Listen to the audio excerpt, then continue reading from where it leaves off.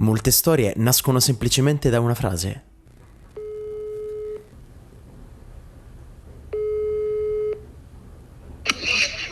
Pronto? Zio? Ehi Robbe, dimmi. Poi voglio raccontare una storia.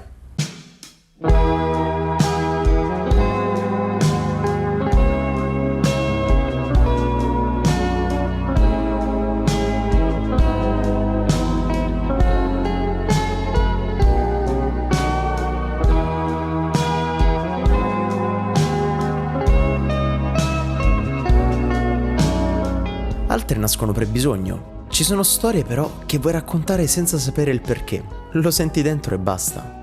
Penso che ognuno di noi abbia un fratello o una sorella. Sin da piccoli facciamo la conoscenza di queste persone sconosciute e sin da subito dobbiamo fare i conti con noi stessi, abituandoci a pensare che quando altre persone entreranno a far parte della nostra vita non avremo più le stesse attenzioni di prima.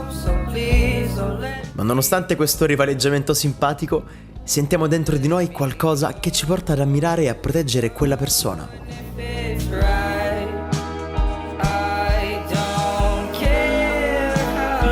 Ok, devo ammettere che alcuni di voi possono dire che essendo figli unici non possono capire appieno questa cosa.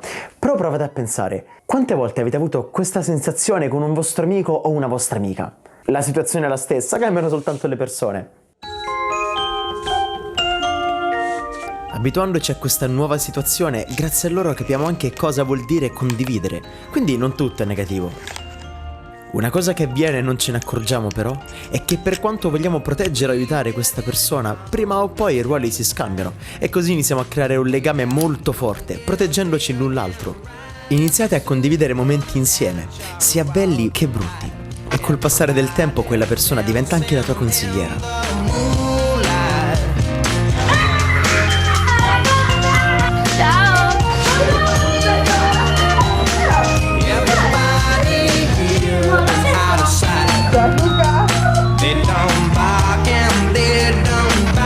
Ovviamente non tutto è rose e fiori, alla fine siamo umani, quindi è anche normale litigare con quella persona e forse è proprio questo che ti porta a formare un legame forte con quella persona e ti aiuta anche a capire i suoi lati positivi e negativi e come prenderle in certe situazioni. E per quanto nel periodo adolescenziale possiate scontrarvi perché ognuno ricerca la propria indipendenza, comunque è bello vedere come in segreto vi aiutiate o vi sosteniate comunque a vicenda. Qualcosa per proteggere il suo cervello, indubbiamente, anzi più necessaria quella della protettore per la memoria esterna. Sì, però a parlare, come devi sapere. Sto parlando di gente. La vita però ci mette davanti a delle situazioni per farci capire effettivamente quanto sia forte quel legame. La prima volta fu mia e avvenne con il mio trasferimento a Parma per l'università.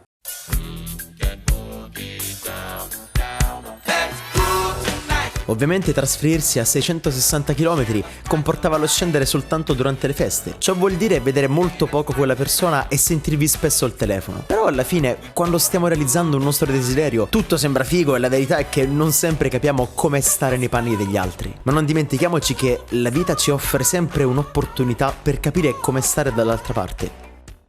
Scatta l'allarme coronavirus nel cuore di Roma. La quarta regione per numero di contagi, le Marche. Tutti i settori economici sono in crisi. Sto per firmare un provvedimento che possiamo sintetizzare con l'espressione "io resto a casa". Durante la pandemia c'è stato anche il modo di capire se il rapporto effettivamente fosse cambiato oppure no. E incredibilmente non era cambiato un cazzo.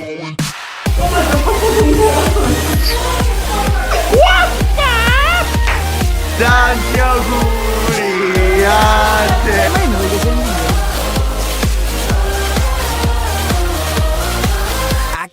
Giustamente vi chiederete, alla fine sei tornato giù, ma dov'è l'altra parte? Beh, esiste un momento della nostra vita però in cui subiamo uno switch e vediamo quelle persone trasferirsi perché magari vogliono costruire un futuro nuovo. E lei fece il suo switch trasferendosi a Trieste e vederla andare via mi fece abbastanza strano, anche perché dovevo abituarmi all'assenza di una persona.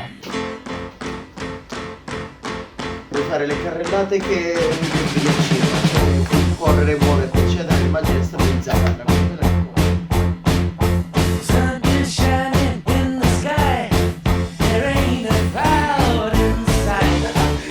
All'inizio non fu semplice. Ma alla fine ogni scusa era buona per salire a Trieste e stare un po' con lei, pure per vedere com'era la sua nuova vita.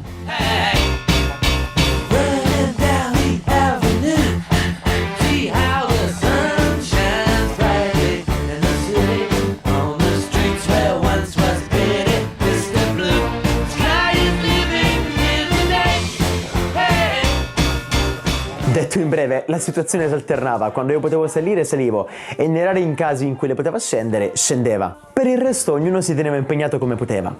Fino a quando...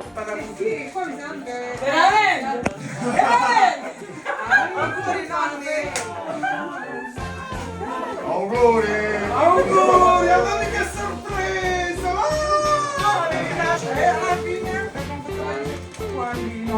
Oh no, Che sorpresa! Eh sì, nonostante il mood felice, eravamo rimasti tutti un po' perplessi, soprattutto mia madre. Ecco, mia madre è la rappresentazione esatta della perplessità. Sebbene ci fosse un'area di felicità, nella mia testa era tutto strano.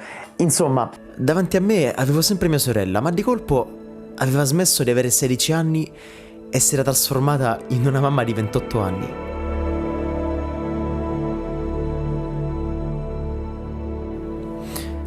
Come vi dicevo prima, la vita ci mette sempre alla prova. E la prova di mia sorella era quella di vivere la gravidanza a Trieste. Quella dei miei era provare a prendersi cura a distanza di lei. E la mia era quella di concentrarmi nei miei progetti e nei miei rapporti a Roma. Grazie a tutti voi per essere qui, per sopportarci. La cosa sorprendente però è che i nostri ruoli di fratello e sorella erano sempre presenti.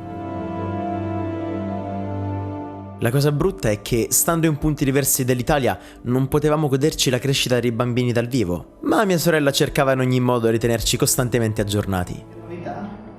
Questo è il primo. Le spalle? Vedi che sono. Aspetta, vediamo se li prendiamo tutti e due, così. Comunque papà, io più guardo Valeria a tuo nipote, più penso che partorirò anch'io te, come mamma partorì te. Perché veramente io già l'avevo notato all'ospedale, ma pure in questa ecografia che vi farò vedere quando ci vediamo, così ve ne renderete conto, la bambina ti assomiglia. Non sempre è stato così però, nel senso abbiamo avuto delle occasioni di scendere e di condividere delle emozioni insieme. Vai, fammi una sfilata in corridoio tipo Victoria's Secret.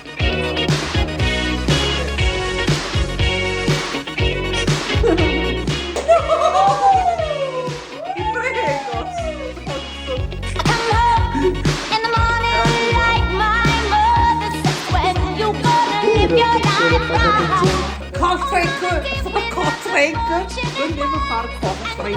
Ciao nonna.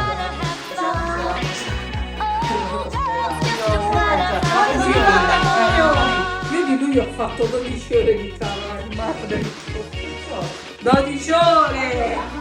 Onestamente, il migliore in tutto.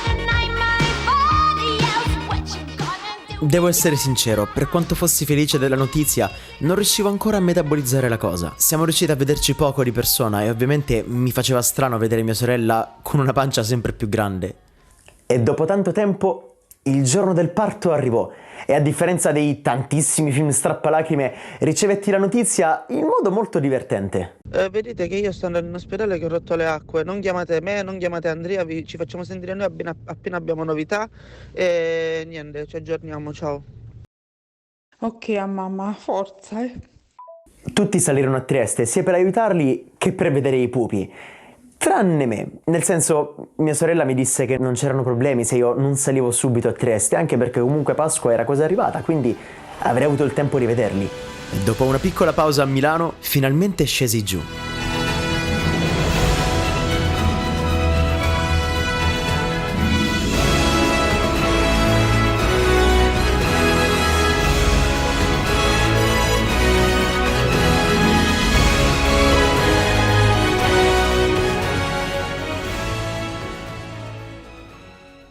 Great protector, is that what I'm supposed to be? Mi fa strano pensare che quello che noi abbiamo vissuto sin da piccoli adesso lo vivranno altre vite umane e quello che i nostri genitori, zii e nonni hanno vissuto adesso lo vivremo anche noi. Detto così sembra un loop, ma la verità è che lo è. Ma col tempo inizio a pensare che per quanto possiamo vivere in un loop, ciò che rompe questo cerchio è proprio l'esperienza delle persone, di come vivrà la cosa in quel tempo e di come un giorno conserverà i ricordi con sé. Siamo arrivati ad un punto della vita in cui non dobbiamo solo pensare al senso di tutto, ma dobbiamo iniziare a sentire il tutto con i nostri sentimenti. Zio Roberto, mi suona ancora molto strano.